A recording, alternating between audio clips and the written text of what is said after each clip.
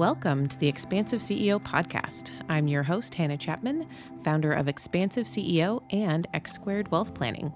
Buckle in as we explore how to create true prosperity and build a business and a life that expands beyond yourself and makes a dent in the universe. Welcome, everyone, to this episode of the Expansive CEO Podcast. I am your host, Hannah Chapman, and today's guest is someone who's so special to me. We met years ago at a group for moms who are entrepreneurs and business owners, and it's such a special place and such a special memory that I will never forget, truly. But today, I'm with Jenn Robertson, who is a mama to two little boys. She's been married to her husband, Eric, for 5 years, and she is a multi-passionate mompreneur who helps people navigate deep emotional transitions with clarity, self-trust, and empowerment, guiding them through those cycles of change so that they can really reclaim their power, embrace their emotions, and step into their next chapter with confidence. So that is a lot of what we're going to dive into today. Those emotional cycles and how powerful and important it is for all humans to be able to manage through those changes in identity, changes in changes through life, big life transitions that you help people through. So I'm going to let you. Oh, one other thing before I kick it over. Jenn and I also did some coaching last year in 2024 around gene keys and human design. And so that's, we really want to unpack that, what your experience was like through that process and how it really shaped the way that you're seeing yourself differently and how it helps you show up for your different businesses, where I would love for you to share what your businesses are and then how those things apply. What does that mean, right? Those big life transitions. So Jenn, thank you so much for being here and tell us more. Thank you, Hannah, for having me. I am so grateful that our paths crossed, and I can't believe how long ago that was. I don't even remember Had to exactly have been when. I know, 2021. yeah, because I had Everett at that point.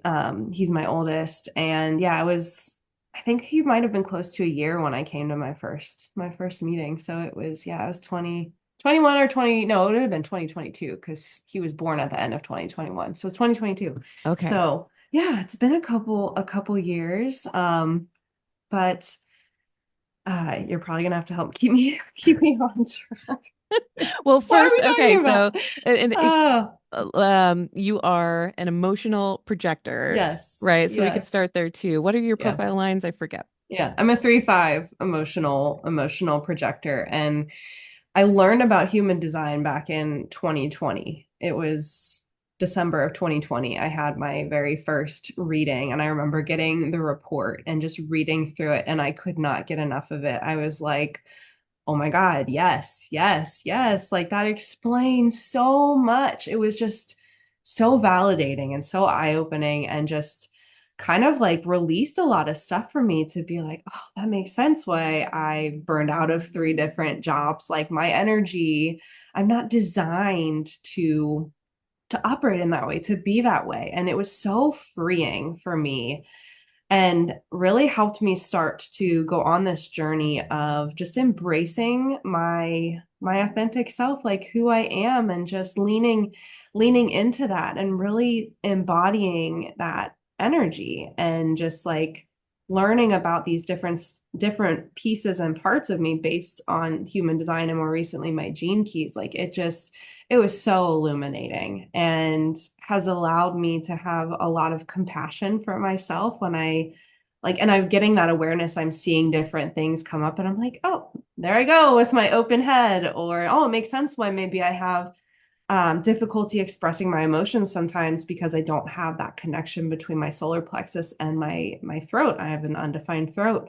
I have an open sacral, so it makes sense why I need a lot of rest, and why I might be more prone to burnout, and just, I mean, so many other things. I could probably talk for hours about it, but it has been life changing for me to learn about my design, just personally, as well as an entrepreneur, and more recently exploring it with my different relationships. So like learning about my husband's chart, and then learning about my two boys, their charts, has been really eye-opening. And again, just made more room for compassion and understanding of like, oh, that's why Eric makes decisions the way that he does versus how I make decisions. And sharing that with him, he was like, oh, okay, that explains the same thing. Like he can make decisions. He's a splenic projector. He can make them very instantaneously. And I'm an emotional projector. So I need to go through that process. So for a long time, he never really verbalized it, but I imagine he was thinking, why is she taking so long to make a decision? And then I share this with him, and he's just like, oh, okay. So now we kind of know what to expect from the other person. Of like, I look at him and I'm like, okay, I can trust and lean into when he's like making that decision so quickly that it is the most correct decision for him, instead of like, why aren't you taking more time for this? How do you just know? Like, kind of those little nuances. And then for my boys, they're both emotional manifesting generators, different profile lines, but like understanding that why at bedtime they both are literally just like, what? They're wild and crazy. And like Eric and I are like, oh my God, how can we just be so passive, because we're just depleted like energy wise, because we're both projectors. And just like knowing that about them is allowing us to kind of work with that energy of like, okay, how can we wear this out? We know going into bedtime it's going to be like all these things on their to-do list, and they just want to keep playing and going and going, and they literally have to wear themselves out. And it's just like helped make things a lot smoother. Knowing their designs and diving deeper into my kids' designs, I think will help me raise them to be the most authentic versions of themselves from the get-go, to help guide them on that path of like, hey, this is how your energy works. This is how you make the most authentic decisions. Really just like knowing who they truly are from the beginning, and working with that, so that way when they grow up, like they just that's just how they are as adults. Like I'm so thankful to have this as a tool, not only for myself but in my parenting, and also in the relationship with Eric too. It's just it's such a powerful thing. Yeah, I was talking with one of my friends yesterday who's also super into human design and teaches it as well. And we were both we're both generator types. I'm a manifesting generator, she's a pure generator. Um but like just not lamenting, but thinking about like how would it have been different if our parents had known more of who we were, right? Like with the decisions, like I'm a mom, she's also a mom, your kids are younger actually. Um, and like lucky, how lucky are those kids, all of our kids, to have parents who are aware, who are like wanting to allow them to be them, right? Mm-hmm. Rather than like, no, you have to fit into like this is what I'm available for, and so this is what you have to be, which is what a lot of us, our generation experienced. Mm-hmm. Is yeah, like you fit into the mold of our family, and if you don't, then like whatever, you need to fit yourself into the box, Yep. and Yeah. not in a way that's like without blaming or shaming or guilting our Yeah. parents either, right? Right. Like they were Yeah. doing what was like normal, or in my case, like my religious upbringing, there was a lot of like Dobson focus on the family, like parenting the strong-willed child, like all of that kind of Yeah. really painful now that we look back at it. Like that's really Yeah. painful parenting for children. Yeah. Yeah. But they were Yeah. like literally being told by the Right. people that they looked up to that this is how you do it. Yeah. Yeah. Because there's no manual for parenting, right? There's Right. no like, it's such a gray area. There's no like black, white, one right or perfect way to do it. And it can be very, you can feel really vulnerable, like out of control, like, oh gosh, what do I do? So then you're looking to like these external sources. And I think that definitely serves a purpose, these external external sources and also turning inward to listen to that too, to have both of those things present. And it's like I have so much compassion for our parents and the previous generations because I truly believe that they were doing the best they could with what they had available to them at the time. And respectful parenting, empowered parenting, guiding and leading, versus like telling and obeying and using fear, like that was what they were focusing on, I feel like. And I just have so much compassion for that and so much understanding of like I know where they were coming from.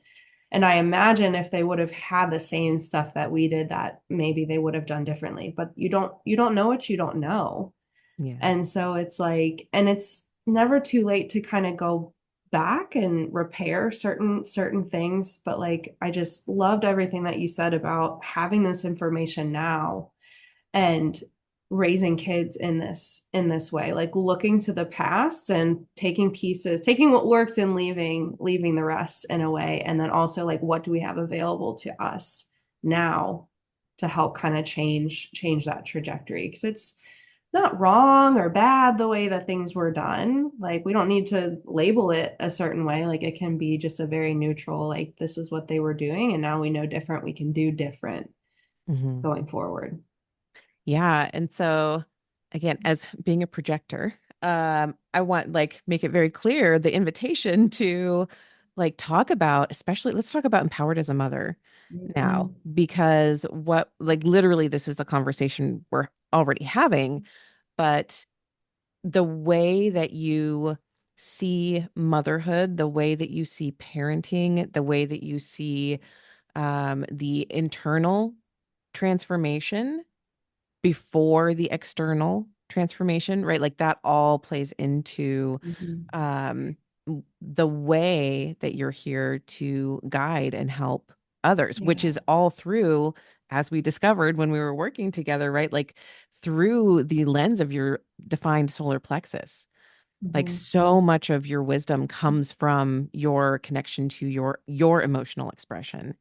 And Mhm. so, yeah, I'd like tell us more about empowered as a mother and what, like what that means to you and why it's important.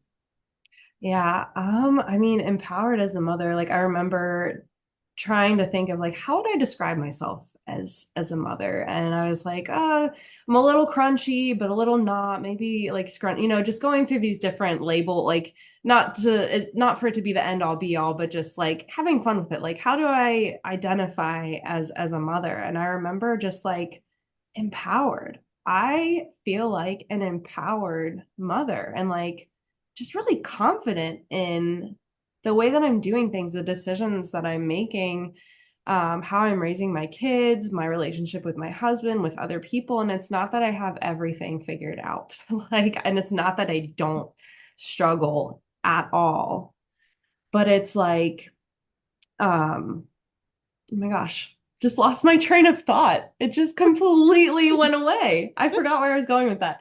We're talking about empowered as a mother. I guess that's Mhm. my open head coming into play, like squirrel brain. But yeah, just I guess going back to it, motherhood has been a very empowering experience for me.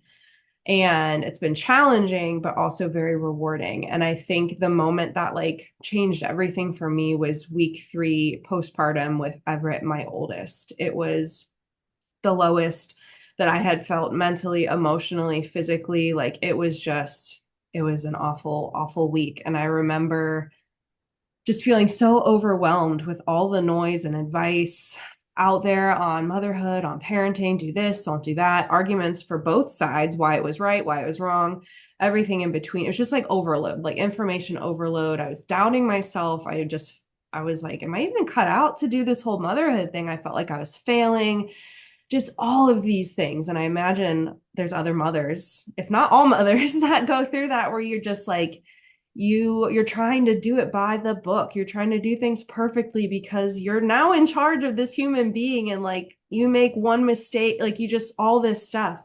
And I remember taking Everett upstairs, and he fell asleep nursing, bad habit that we were we were creating. But he fell asleep nursing, and we did a contact nap. And I was scrolling through Instagram, and I found this woman's profile. She's a mom, she's a doula, and I'm reading her content, and I'm like, yeah, yeah, like, oh my gosh, me too, me too. And it was just so validating and freeing to be like, okay, it's not just me who's thinking these things. It's not just me who is wanting to do things this way.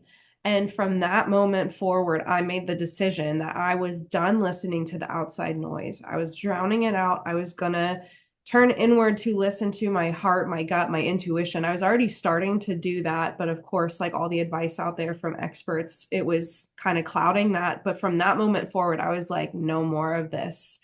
I'm done being at this low point. Like, I'm going to do what feels most aligned and authentic to me based on my beliefs and my values. Not that it is right or better than another way. It's just what works for me and what is going to work for our family and our unique situation. And so that was incredibly empowering for me, and where I really started to find my voice and to set boundaries, and just found my confidence. Like, I'm and leaning into that uncertainty. Like, I can feel confident and uncertain at the same time. Like, So good. Yes. leaning into that and just like ditching and dropping that perfectionism. I mean, that's something that I have struggled with my entire life. I even had a soul reading done, and she said that is one of, I think, the maternal wounds that I carry, and it's an ancestral maternal wound.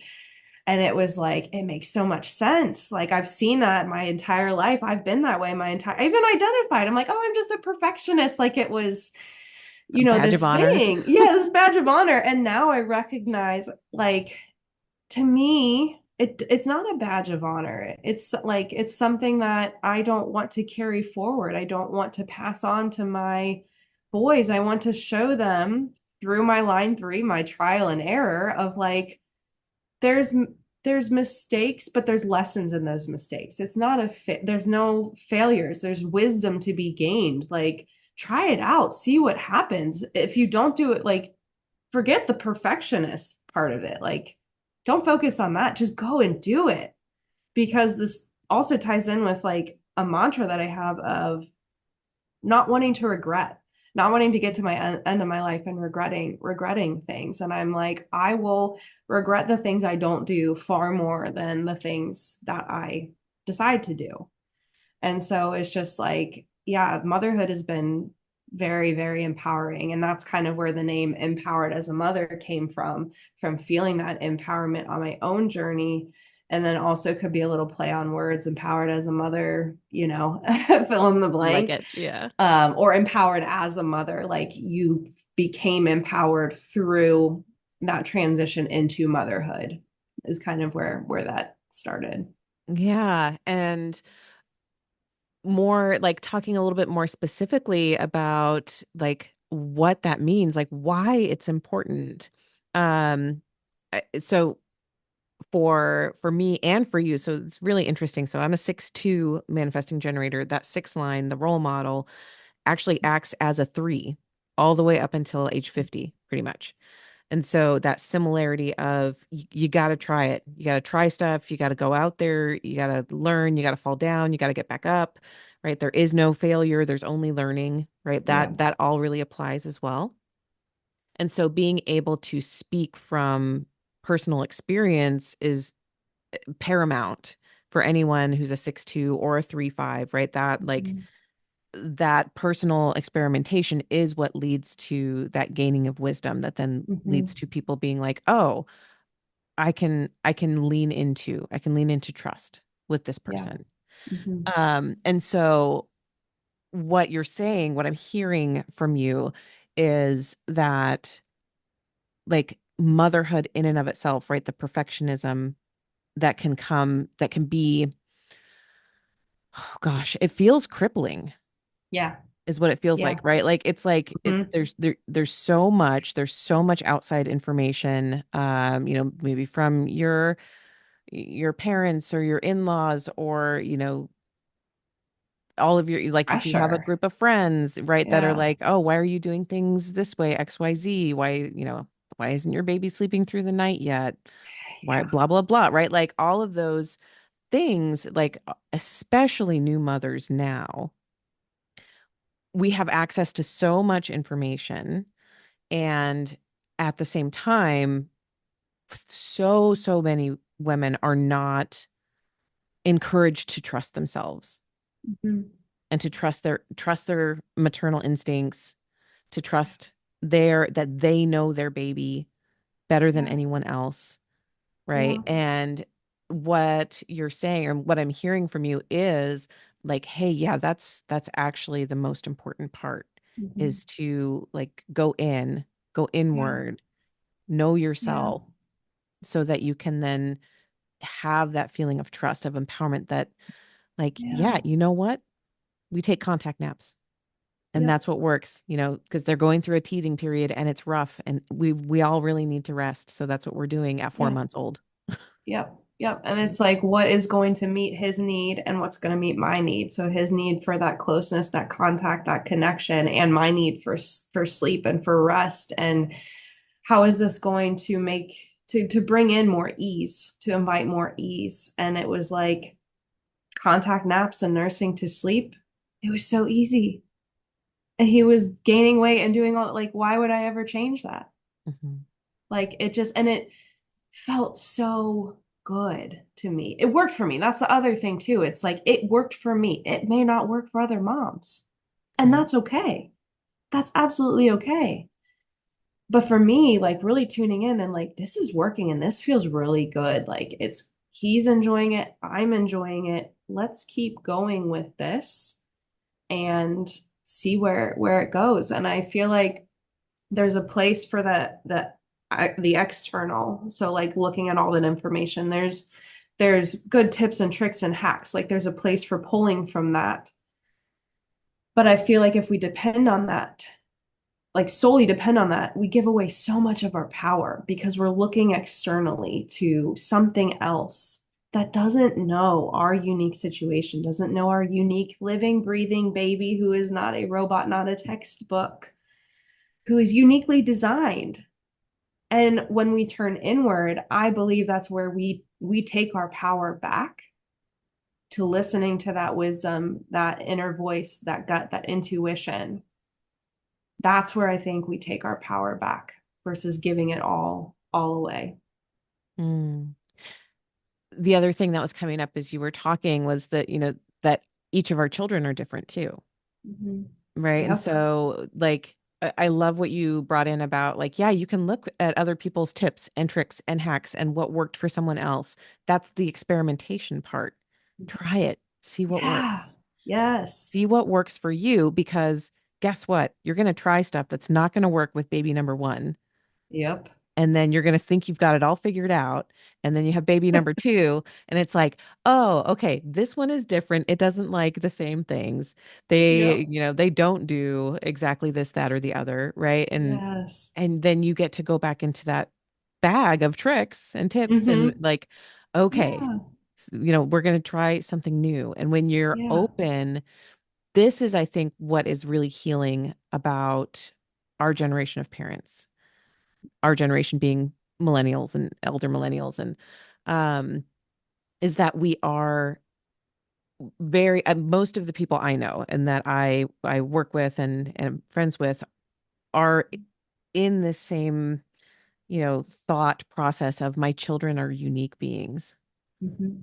And so, we're not going to do the exact same thing. We're not going to make like treat them like, you know, ABC exactly the same, all getting the same treatment, all getting the same parents, because we know that that didn't work. Yeah. I can't treat my my oldest daughter the exact same way I treat my youngest daughter. Yep. They're different humans. They need different Mm-hmm. things. My youngest, Yeah. actually, Hazel, is she's also a projector. She's a splenic projector, but she is also so extroverted. Like if there was a scale like on a spectrum of introvert to extrovert, she's like hitting the top of extrovert, that she loves being with other people and she needs that. She needs that interaction and closeness with different people, the ability to go out and do like Yeah. that's who she is. Yeah. Where my other two kids are like, they like to go out, they like to be with friends, they do different things, Hmm. but they need a lot more downtime Yeah. than she does. Right. And Yeah. so if I were to be like, you all three have to do the same things, then we're not meeting anybody's needs. Right. You're meeting your kids where they're at and not trying to fit them in this one size fits all box. Like you're really honoring who they truly are. And being a new, I guess, within the last, like, Noah just turned 1. So I've had the experience of being a mom of 2 now for a year. And you're right, they are different. They are so different. And it's like, I did do similar things with them, but then there are also very different things that I did. And just remaining open to getting curious about like, I wonder what this is about. Let me try this. Ooh, I heard this tip from this other mom. I'm going to try that and see what works. I find myself doing that so much where I'll be like, all right, we're going to try it and then reflect on it. How did that go? How did that feel? What was the outcome? Just feeling like a scientist. And it's like, now that I understand that about myself, it's fun for me to like be like, oh, I'm meant to experiment and try different things. And like, yeah, this, okay. All right. We're going to see what comes out of this. And do we want to repeat it?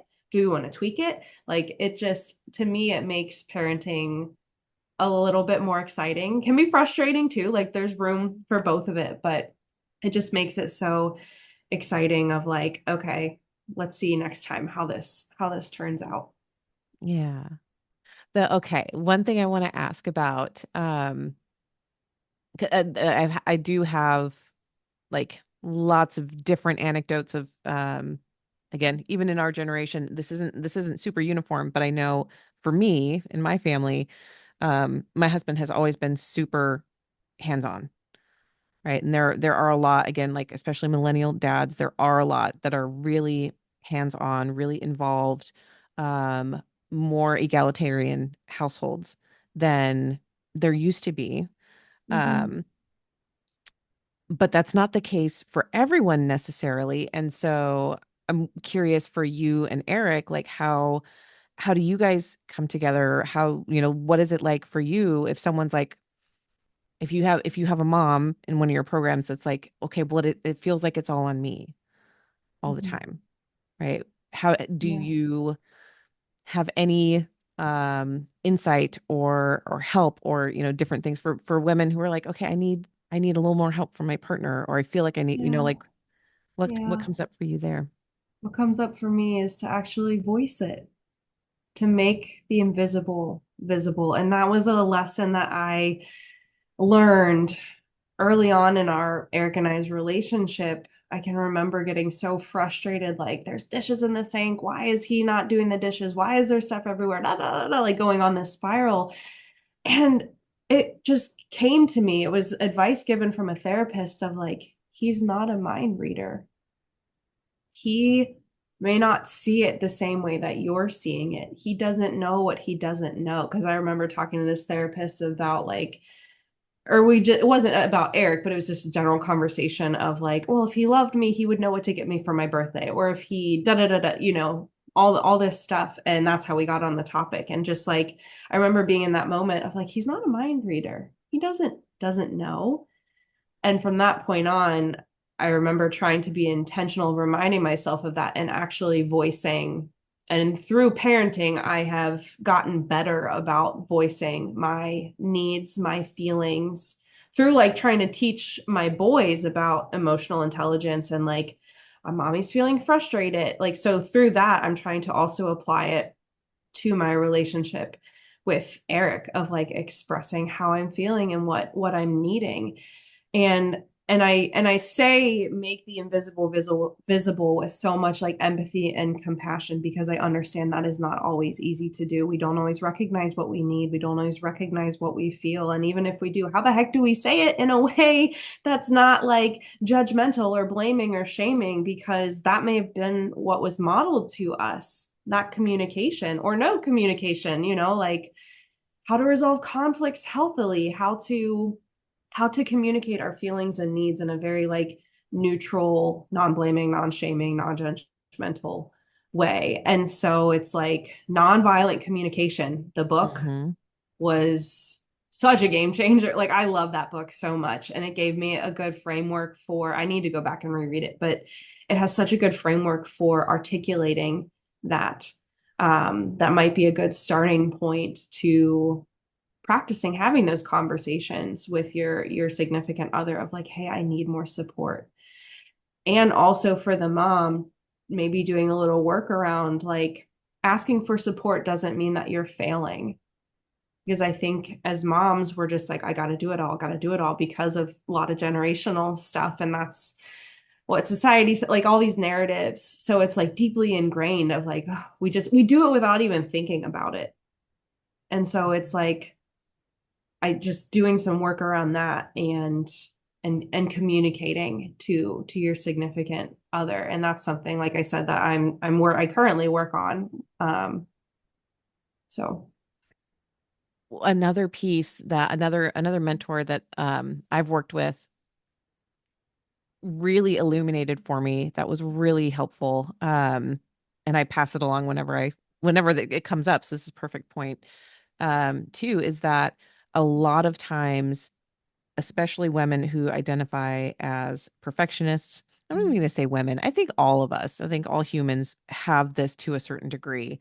But when we identify as a perfectionist, or as a people pleaser, or, any of those things yeah. that we, have taken on this persona of I'm the one who gets things done Mm-hmm. and I do them right, and like I'm the Mm-hmm. only one who can do them.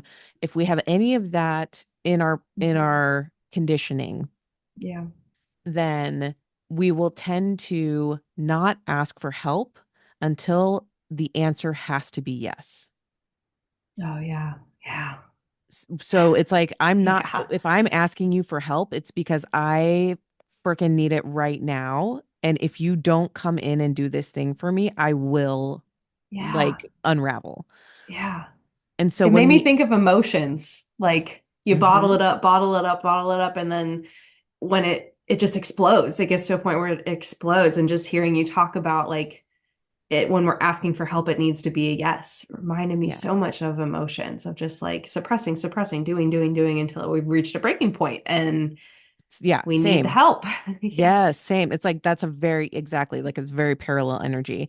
And so the practice of that is you need to be able to ask for help when it's okay to receive a no.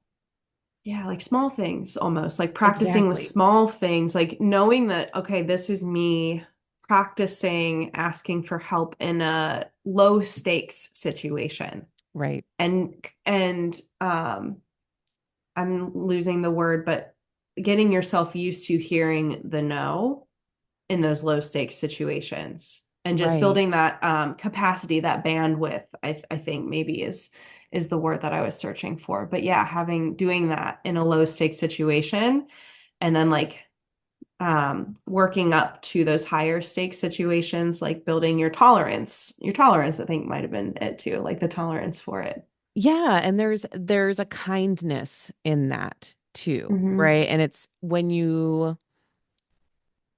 it's literally allowing you as a person who tends to do everything yourself and then again not ask for help until it's an emergency, Yeah. or until you're at your breaking point in some way, shape, or form.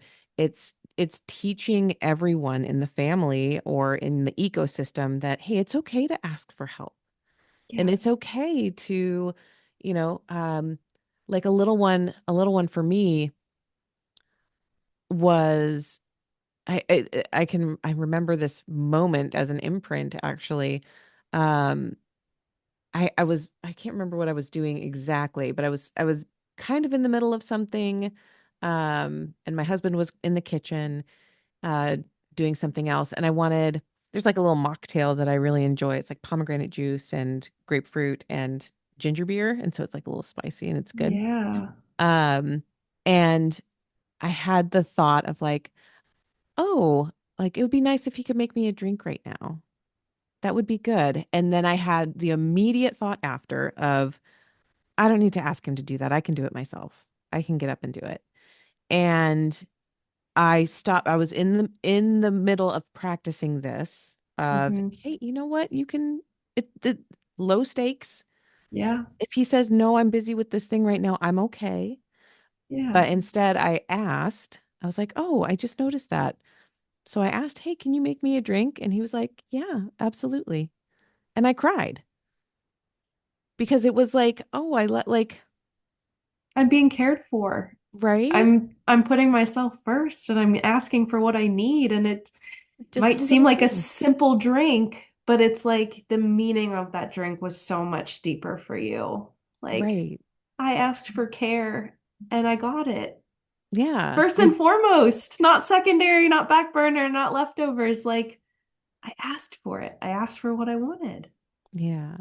Yeah. And the tears were twofold. One, like that feeling of like, oh, yeah, that's important. And then the secondary piece of like, oh, I'm sad. I'm like sad for that little part that was like, no, I don't need like I don't need to Yeah. ask for that. Yeah. Like there was a little bit of grief to like Yeah. allow that piece to be Mm-hmm. sad. Yeah. Um Yeah. yeah, so like it's just it is a small example, but it's like that kind of stuff. Mm-hmm. Yeah, like how good that feels. And then can you imagine how that would feel in those higher stakes situations? Or like you don't get to that higher stakes as often because you're asking along the way more often Mhm. because you're practicing when it's not probably in your nervous system feeling like this fight or flight, this life or death, like your Yeah. brain and all of that. So, Hmm. Yeah, there's so much. And I love how you brought in the emotional piece too, because again, mhm. that's like a huge part of your mastery Yeah. in this lifetime, right? Like, Yes. and I love human design and gene keys in the way I always have people ask, is it for, okay, so here's my profile, and like especially when we're talking about business offers, like, does that mean that's for me to do or for me to help others with?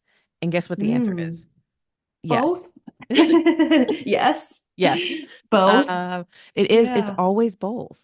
It's always Yeah. both because I love the Gene Keys framework of Mhm. shadow, gift, Yes. city, right? Because those shadows, we deal with our own shadows. Hmm. And then through our embodiment of the gift, that's where, we've gone through that process. We can then help others go through that Right. process. Right. Like our clients are have those same shadows and are wanting those same gifts. So it's like the shadow is the point A, the present state, the challenge, and then the gift is the desire. And I remember you framing it that way when we were working together. And I was like, oh my God, this simplifies it so much. Like, look at the shadow, there's their challenge. Look at the gift, that's what they're desiring. And it just helped so much to frame it that way. Yeah. And so I would love for you to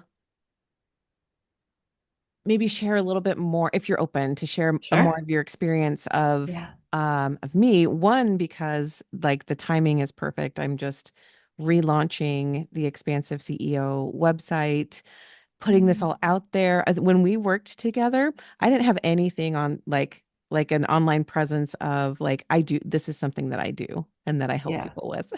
Yeah. And so I would have people ask, like, do you do this? I'm like, I do. Like, do you have any information? I'm like, I don't. So now it's going to Yeah. be out there in the world in a very clear, tangible way. Um, so yeah, yeah, if you're open. Absolutely. And I feel like this is my projector energy coming in of like, you're perfect for that. Because I think I even said, like, why aren't you doing this? Like, and and I remember I think you had mentioned it when we first met, and then years had gone by, and then I approached you like, hey, do you do this? Can you help me find this clarity of like, I feel like I've got all these like dots here and I can't connect them. Like, can you help me? And you did. I mean, going through the prosperity sequence like helped illuminate what is my life's work? What is my brand? What is my vocation, my core wound that I'm going to heal for myself, and then through that healing help others and also help people with that same core wound. Who is my ideal client? That was the biggest thing I think I had. I was just like, I don't know who the heck my ideal client is. I've done so many like client avatar worksheets, Yeah. and then they felt so daunting. And I'm like, I don't know what kind of shoes she wears. Like, what kind of coffee she drinks? I don't know. And learning about my culture sphere, that just helped simplify it so much. Like for me, it's people waiting at expectation station. They had expectations for how things were gonna go, how it was supposed to be, and then reality isn't matching up. And they're waiting for their lives to change, but they're not getting on that train to go do it. They're just sitting at the station, just watching these opportunity trains to take them to where they thought they were going to be go by, and they're just sitting there. And like those are the people that I'm meant to help, that are like, I know things are, and tying in with my life's work of like being in fantasy, those two tie together so well, where it's like they have this inner knowing of things are supposed to be different, or they want things to be different. There's a different way, but they don't know how to get there. They're expecting things to be different, but they don't know how to get there. Or they're just like waiting around for things to change without doing anything because, oh, the timing's not perfect. I don't have the money. I don't have this. Like again, tying in that perfectionism piece of like waiting for the perfect moment. And it's like there is no perfect moment. There's only now. And the Mhm. time is gonna pass, whether you sit here and do nothing or you do something. And I remember that that's another quote of the time will pass anyway. Yeah. That another mantra that I say to myself often, like, don't let the amount of time it will take to do the thing deter you from actually starting, because that time is going to pass anyway. My uncle said that to me when I was debating about vet school. He's like, the 4 years are going to pass. Do you want to call yourself a doctor at the end of it? And I was like, well, damn, okay.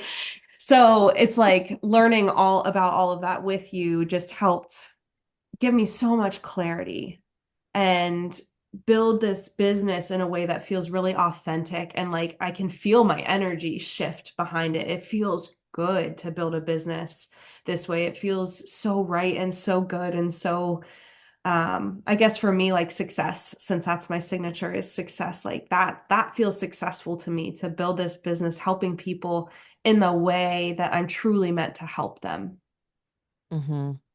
Oh, yeah, I remember because even for me, like when I'm working with people, everyone's literally every human design and Gene Keys chart that I see, I'm like, "Oh my gosh, it's so interesting." Everyone's. There's no one's chart that doesn't fascinate me. There's so But many different combinations. Like, well, and then to see people like your life's work and what were those two? Your life's work and your culture sphere yeah, together 41 and that 42. Yeah. They're yeah, so related. They're yeah. so related.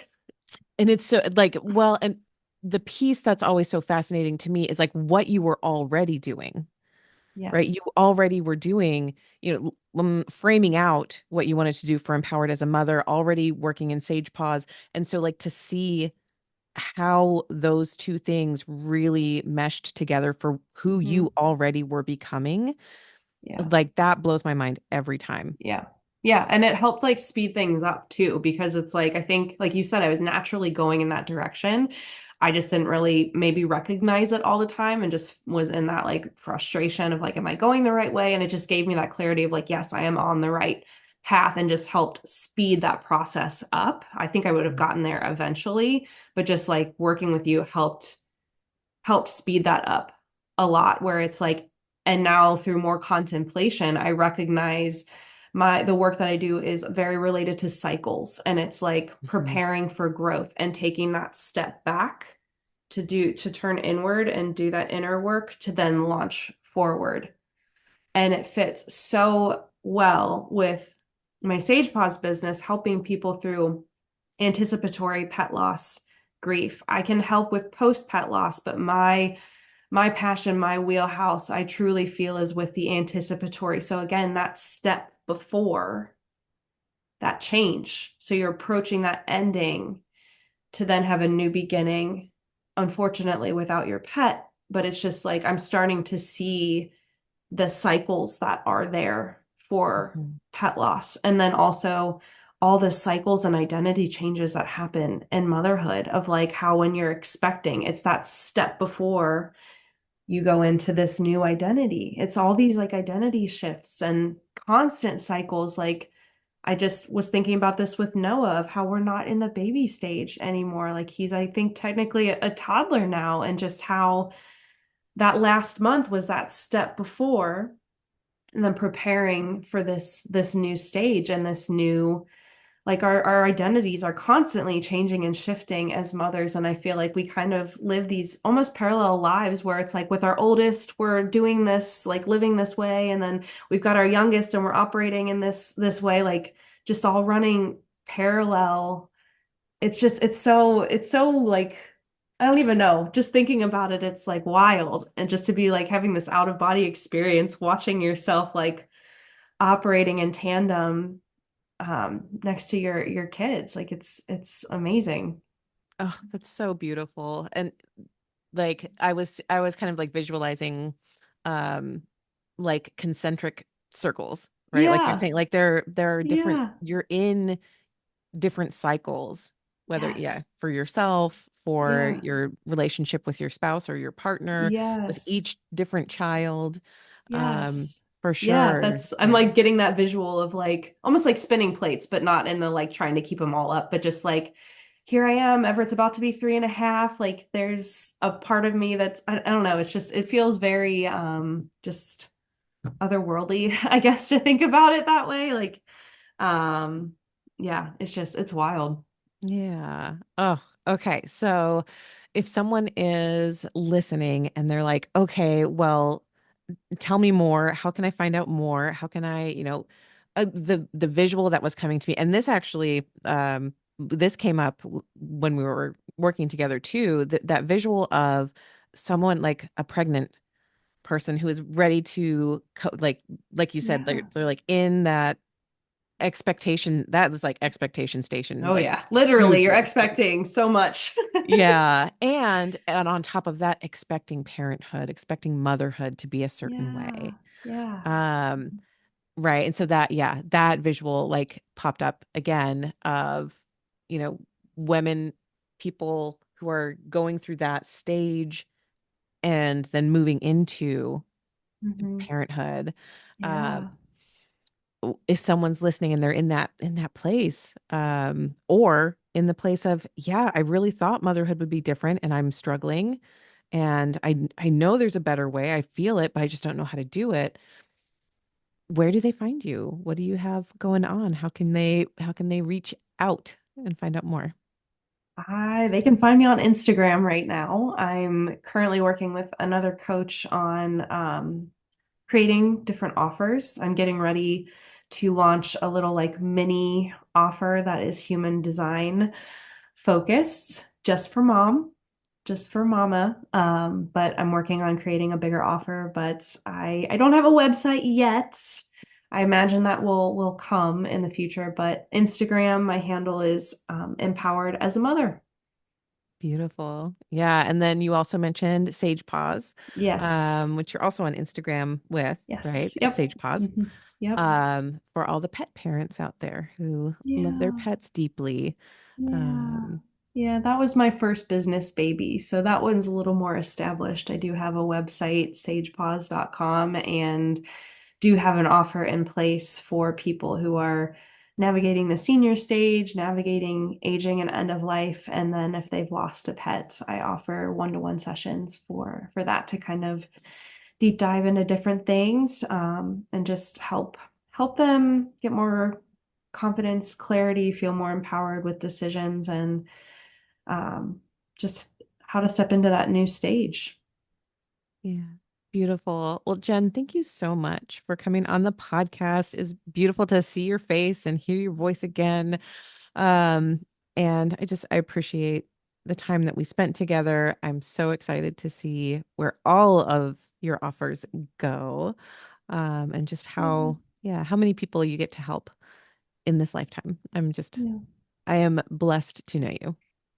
I feel the exact same way. I'm so grateful that our paths crossed and so appreciative of being invited on invitations. There we go. Being a projector, being invited on to your podcast and getting to talk about all of this. I think we probably could have gone on for a lot longer.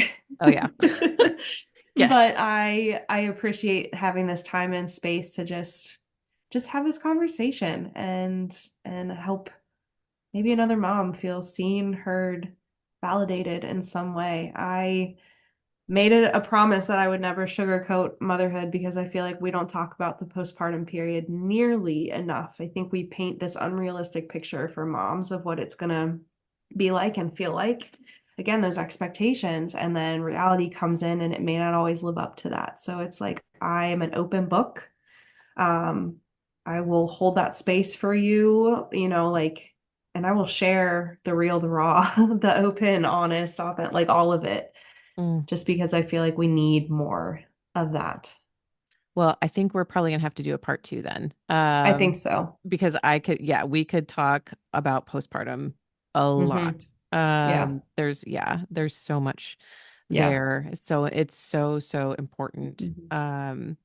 Mm, yeah. Okay. Stay tuned for part two. We Yep. will do that. Yep. And in the meantime, if you just can't wait, go all of those links, Instagram, Sage Paws, all of that will be down in the show notes for you to grab. And Jenn, thank you again. Thanks, Anna. That's it for this episode. Thanks for listening, and be sure to like and subscribe. And again, if anything resonated with you from this episode, I would love to hear from you. Email me at Hannah, HANNAH, at expansiveceo.com and tell me about it. And if you're ready for your greatest expansion, you can find ways to work with me at expansiveceo.com and at x2wealthplanning.com. That's X, the numeral 2, wealthplanning.com. So until next time, remember that there is enough, you are enough, and your birthright in this lifetime is to be expansive.